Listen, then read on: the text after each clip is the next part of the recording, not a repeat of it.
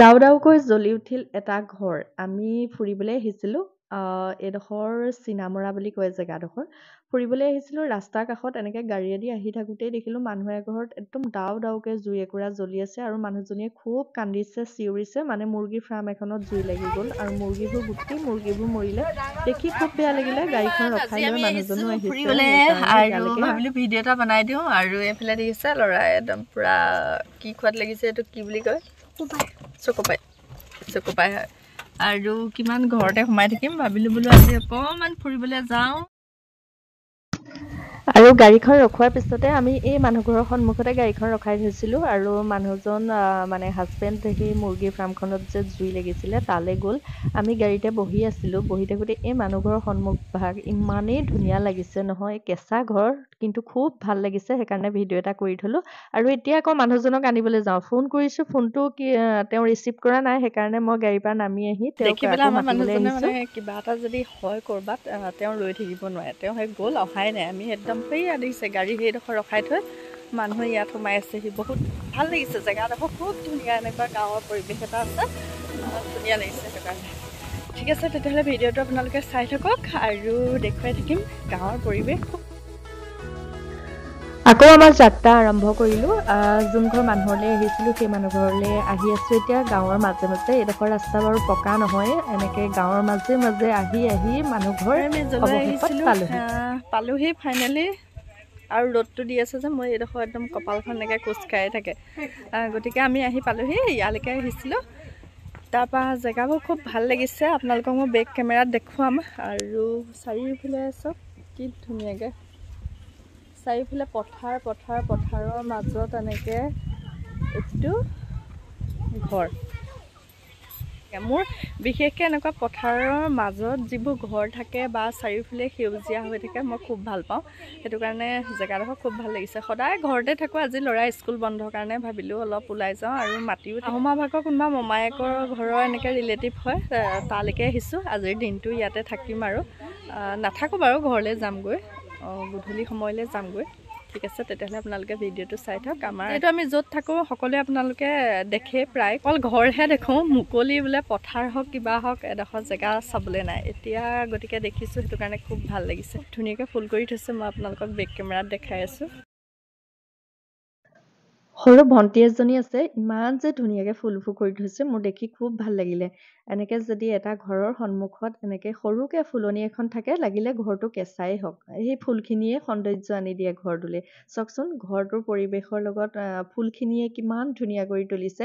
আৰু এই যে দেখিছে গোলাপজোপা, এইজোপা যে কি ধুনীয়া নহয়। আপোনালোকে ভিডিঅ'ত কেনেকুৱা দেখিছে নাজানো, কিন্তু মুখৰ আগত মানে যেতিয়া সন্মুখৰ পৰা ইমান ধুনীয়া লাগিছে। গোটেই গোলাপেই গোলাপ হৈ আছে ফুলজোপা, ভাল লাগিলে। খৰিকাজাৰ, নাৰ্জী, গোলাপ, তগৰ, বিভিন্ন ধৰণৰ এইফালে ফুল নাও আছে, চোৱাহি দেখি আহা। খুব ভাল লাগিলে। ভণ্টি, তোমালোকৰ ইয়াত মানে কি পানী হয় নি? সেইকাৰণে নাও থাকে মানে ৰেডি হৈ। পানী মানে কি একদম ভিতৰত সোমাই যায় নে? প্ৰতি বছৰে মানে পানীটো হয়, কিন্তু তেওঁলোকৰ ঘৰত এবাৰহে সোমাইছে বুলি কৈছে। বাহিৰত মানে কিন্তু পানী হয়, সেইকাৰণে গৰুৱে খাবৰ কাৰণে ওপৰত এনেকৈ খেৰ থোৱাৰ ব্যৱস্থা আছে। আৰু নাও এনি টাইম চাগে ৰেডি কৰিয়ে থোৱা থাকে, যেতিয়াই পানী সোমায় যাতে অসুবিধা নহয়। এটাই ন? আৰু এতিয়া আহি গ'ল চাহ। একাপ ধুনীয়াকৈ গাখীৰ দিয়া চাহ খাই ল'লোঁ। আৰু লগতে সেয়া যে দেখিছে, সেয়া হ'ল বৰা চাউলৰ মানে নিমখ দিয়া পিঠা। ঠিক আছে, তেতিয়াহ'লে ফুলখিনিকে মই চাই ইয়াত দেখিছে, ফুলকে চাই ৰৈ আছোঁ। আৰু বগৰী, যিটো বস্তু ভাল পাওঁ সেইটো বস্তুৱে দেখিছোঁ। এইয়া ওপৰত বগৰী। মাতি দিয়া নাই কেলে, বগৰী আছে বুলি কোৱা হ'লে মই অথনিয়ে পেলাই আহোঁ। টেঙৰ মানুহবোৰে আগত দেখে বগৰী চগৰী কিবা কিবি, যোনবোৰ টেঙৰ মানুহবোৰে আগত দেখে। আমাৰ নিচিনা মানুহবোৰে নেদেখোৱে। এয়া বগৰী ওপৰত ধুনীয়াকৈ পৰি আছে। বেটাক মাতি দিয়াচোন। আপুনি শৰাই আছে ওপৰৰ পৰা। ওপৰ আপোনাৰ কাঁইট। খুৰা হ'ব, নালাগে, নামি আহক ইমানকৈ। মই পুৰা বহি পেলাই বুটলি আছোঁ। ইমান ধুনীয়াকৈ পৰি আছে নহয়, পেলাই থ'বলৈ মন যোৱা নাই, ইমানেই ধুনীয়াকৈ পৰি আছে।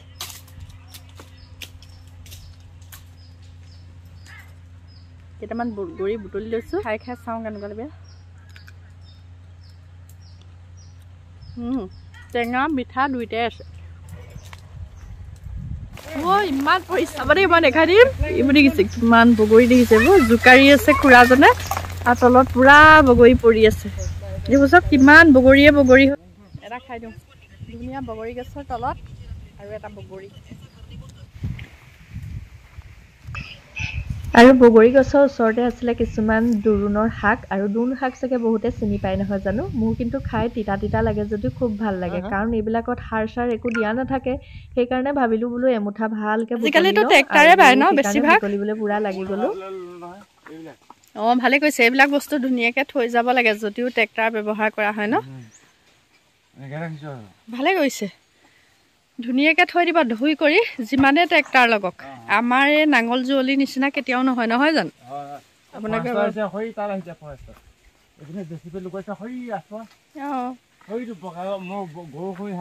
দূৰলৈকে দেখি চব পথাৰ ন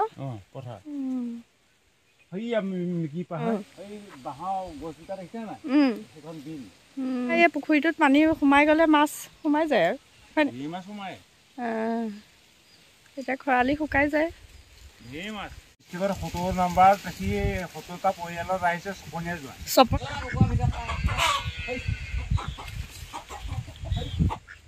ধুনীয়া কেইটা ঘূৰি ফুৰিছে ইয়াত ঘৰ বনাবানে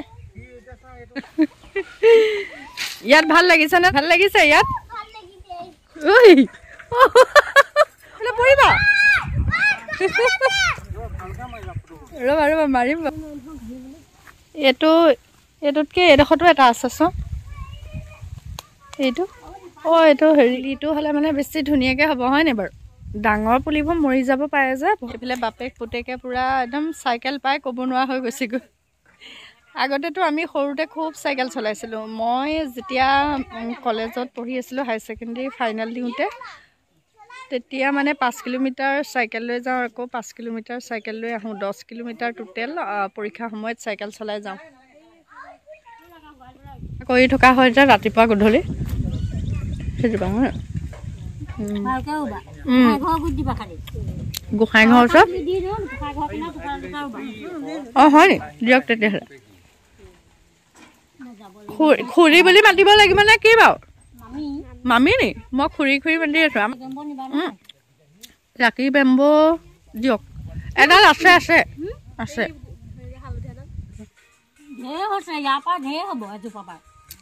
বেয়াও লাগিব ন এইখিনি ফুলখিনি এৰি থৈ যাব লাগিব নহয় আপোনালোকে তালৈ গ'লে বোলো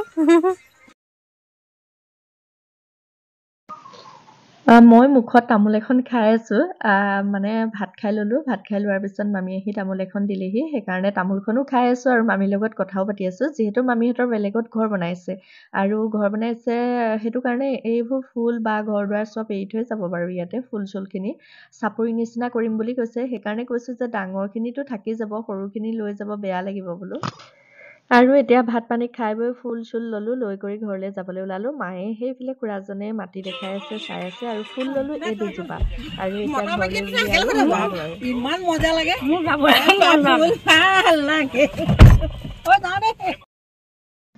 আৰু আমাৰ লগতে আহিলে মামীহঁতো মানে পুৰণি ঘৰলৈ আহিছে এই আইতাগৰাকী যে দেখিছে আইতাগৰাকী হ'ল মামীৰ শাহুৱে হয় আইতাকো মাত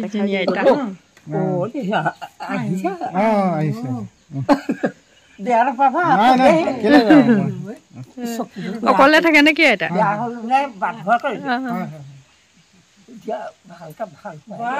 বহুত ধনী মানুহ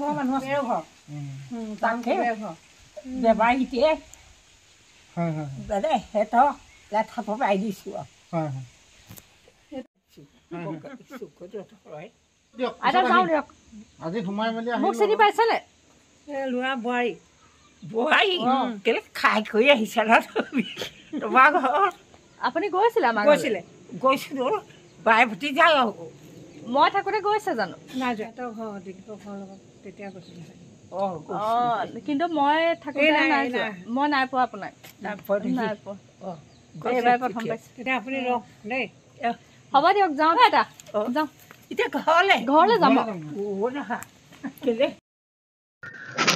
আৰু আইতাগৰাকীৰ লগত বহিবলৈ অলপ সময় কথা পাতিবলৈ খুবেই মন আছিলে, কিন্তু কি হ'ব সময়ৰ অভাৱ, যিহেতু গধূলি হৈ